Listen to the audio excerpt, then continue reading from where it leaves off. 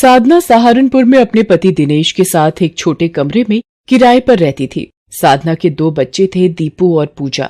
साधना का पति दिनेश कोई काम नहीं करता था, बस सारा दिन इधर उधर दोस्तों में बैठकर शराब पीकर पड़े रहना, यही उसकी आदत थी। साधना बहुत दुखी रहती थी।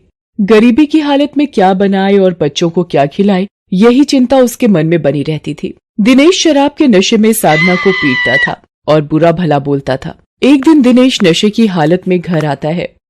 मुझे उधार के पैसे चुकाने हैं, ला वो शादी का मंगलसूत्र निकाल कर दे दे, मैं उसे बेचकर अपना उधार चुका दूंगा। सुनो जी, मेरे पास बस वही मंगलसूत्र हमारी शादी की निशानी है, उसे मैं कैसे आपको दे दूं? मुझे मना करती है, अपने पति से जुबान लड़ाती है। निकाल, कहाँ रखा, निकाल। उस संदूक में ही रखती है ना तू। बच्चे ये सब देखकर रोने लगते हैं। दिनेश जबरदस्ती संदूक में रखा मंगलसूत्र निकालकर बेचने चला जाता है। साधना रोने लगती है। दीपू और पूजा उसे चुप कराते हैं। साधना बच्चों को रूखा सूखा खिलाकर सुला देती है। साधना सारी रात दिनेश के इंतजार में काट देती है। अगली सुबह वो देखती है कि दिनेश किसी लड़की के साथ वहाँ आता है और साधना से कहता है, चल सामान बांध और अपने दोनों बच्चों को लेकर निकल यहाँ से। आज से ये चांदनी मेरे साथ इस खोली में रहेगी। क्या मैंने इससे शादी करने का फैसला किया है। ये आप कैसी बातें कर रहे हो? आप इसके लिए मेरा मंगलसूत्र लेकर गए थे। आप ऐसे कैसे दूसरी शादी कर सकते हो? मैं इन दोनों बच्चों को लेकर कहाँ जाऊंगी? ऐसा मत करो मेरे साथ। और ये बच्चे, इनकी क्या गलती है? कहीं भी रहो, जियो या मरो, और इस घर से निकल जाओ अभी और इसी वक्त। देख नहीं रहा चांदनी को कितनी परेशानी हो रही है तुम लोगों के रोते हुए चेहरे देखकर, हैं? दिनेश साधना के आंसुओं की जरा भी परवाह नहीं करता। उसके सिर पर तो चांदनी से शादी करने का भूत सवार था। दिनेश को साधना और रोते हुए बच्चों पर बिल्कुल भी दया नहीं आ रही थी। साधना उस वक्त जीवन की कठिनाइयों में फंसी एक गरीब और बेसहारा माँ थी। एक गरीब माँ का संघर्ष पता नहीं आगे साधना और उसके बच्चों को किस मोड़ पर ले जाएगा। ये जाने बिना साधना बच्चों को लेकर निकल पड़ी। उसे नहीं पता था दिनेश ने उसे और बच्चों को घर से निकाल दिया था। दीपू और पूजा रात से भूखे थे।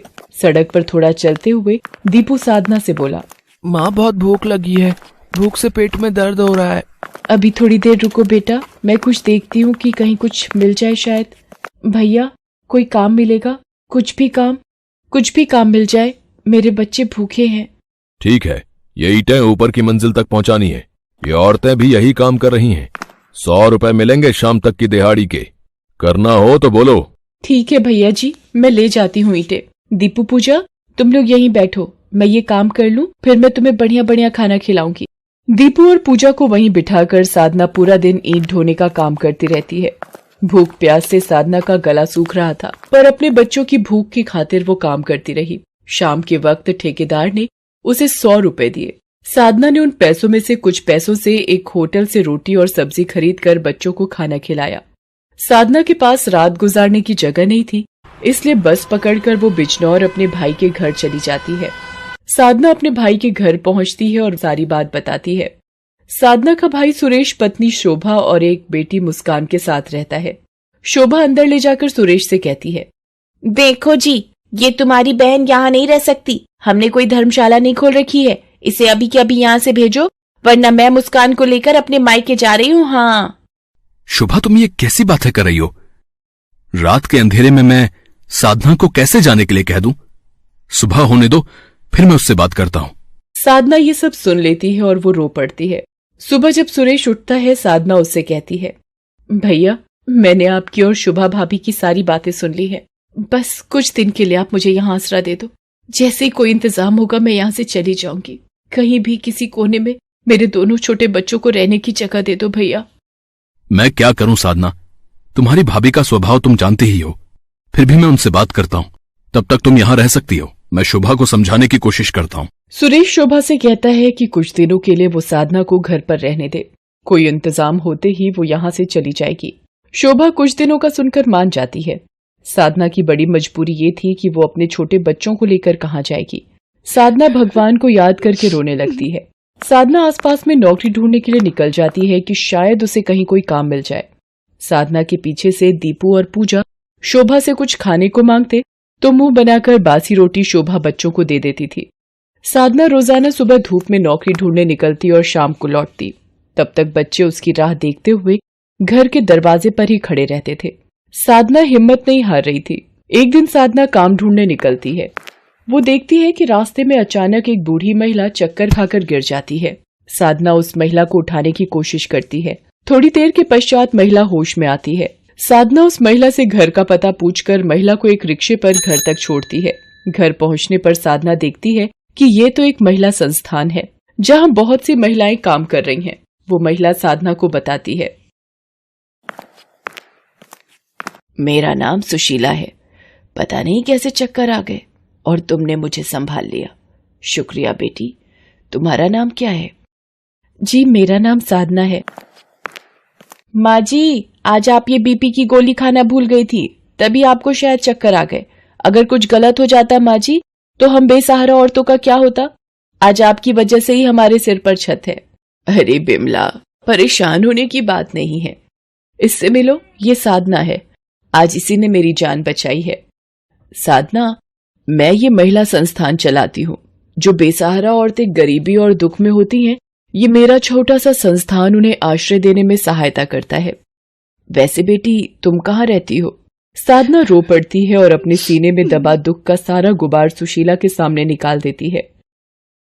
सारी व्यथा बताकर साधना तेज रोने लगती है, मानो कब से उसने अपने आंसुओं को समेट कर रखा हुआ हो।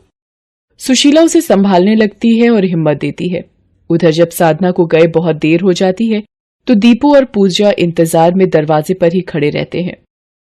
शोभा अपनी बेटी मुस्कान को पूड़ी कचौड़ी खिला रही होती है। मुस्कान को खाते देख दीपू भी शोभा से खाने को मांगता है तो शोभा कहती है, चल हट, मेरी बेटी को नजर लगाता है। जा यहाँ से, कुछ नहीं रखा खाने को। ले मेरी मुस्कान, और पूड़ी ले बेटा। सुशीला साधना की सारी बात सुनकर दुखी होती है। वो साधना को अपने पास इसी महिला संस्थान में रहने को कहती है। साधना बेटी, तुम यहाँ रहकर अपने बच्चों को कमाकर खिला पाओगी, उनकी परवरिश कर पाओगी, उन्हें पढ़ा लिखा कर बड़ा कर पाओगी। तुम यहीं रहकर काम करो बेटी, आज से तुम यहीं रहो। सुशीला की बात सुनकर साधना को थोड़ी हिम्मत मिलती है। वो बच्चों के पास जाकर देखती है कि दीपू रो रहा है। पूजा सारी बात साधना को बताती है कि किस तरह शोभा ने दीपू के साथ गलत व्यवहार किया। वो शोभा से कहती है, भाभी, मैं अपने बच्चों को लेकर जा रही हूँ। आपका बहुत बहुत शुक्रिया, इतने दिन आपने मुझे और मेरे बच्चों को अपने घर में पनाह दी। पर साधना, तुम कहाँ रहोगी? भैया, मैं पाल लूंगी अपने बच्चों को। मेरे साथ मेरे भगवान हैं, वो मुझे हिम्मत देंगे। साधना बच्चों को लेकर सुशीला के महिला संस्थान में रहने लगती है। वहां रहकर साधना सभी महिलाओं के साथ मिलकर काम करती थी। साधना को अच्छा खाना बनाना आता था, इसलिए वो अचार बनाने का काम बखूबी निभाने लगी। सुशीला के कहने पर अब साधना ने दीपू और पूजा को स्कूल में डाल दिया था। दोनों बच्चे स्कूल जाने लगे। साधना सारा दिन मेहनत करती और बच्चों की देखभाल करती। धीरे धीरे कई साल बीत गए। सुशीला भी दुनिया से अलविदा हो चुकी थी। जाते जाते वो महिला संस्थान की सारी देखभाल साधना को सौंप गई। साधना अपनी जैसी गरीब और बेसहारा हर महिला को संस्थान में आश्रय देती थी। अब तो साधना की भी उम्र हो चली थी। साधना को पता ही नहीं चला कब उसकी उम्र ढल गई। दीपू और पूजा भी बड़े हो गए थे। दोनों कॉलेज पास कर चुके थे। साधना की बेटी पूजा एक एयर होस्टेस बन चुकी थी। वो नौकरी के सिलसिले में अब बाहर रहती थी। बेटा दीपू एक बड़ा डॉक्टर बन चुका था। अब साधना का संघर्ष लगभग पूरा हो चुका था।